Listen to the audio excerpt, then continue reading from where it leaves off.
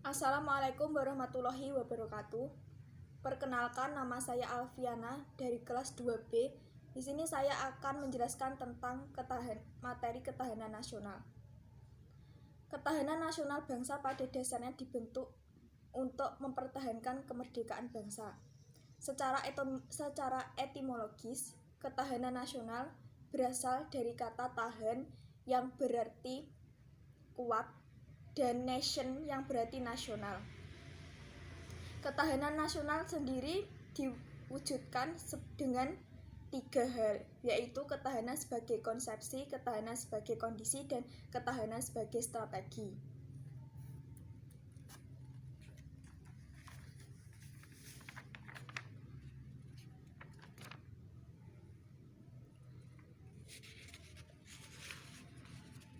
Ketahanan nasional merupakan suatu konsepsi yang dijadikan sebagai ciri khas bangsa Indonesia.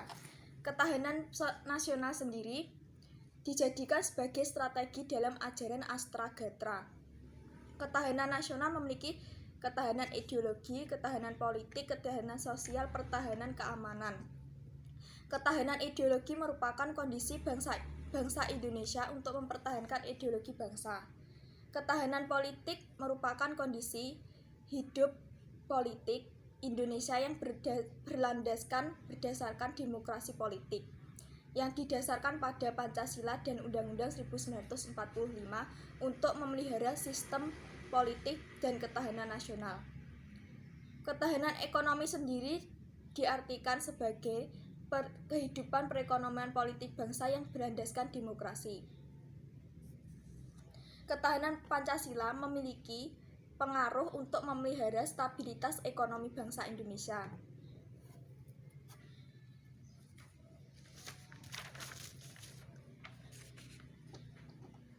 Bela negara dalam sosial budaya bangsa merupakan kehidupan sosial bangsa yang dijadikan sebagai acuan untuk mempertahankan ketahanan nasional bangsa.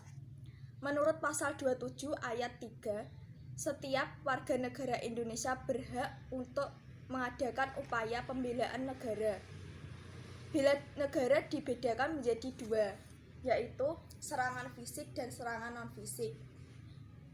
Serangan fisik dibedakan menjadi serangan agresi atau militer, sedangkan serangan non-fisik yaitu serangan yang dilakukan dalam rangka upaya untuk mempertahankan kemerdekaan Indonesia yang dilakukan untuk melindungi keselamatan segenap bangsa.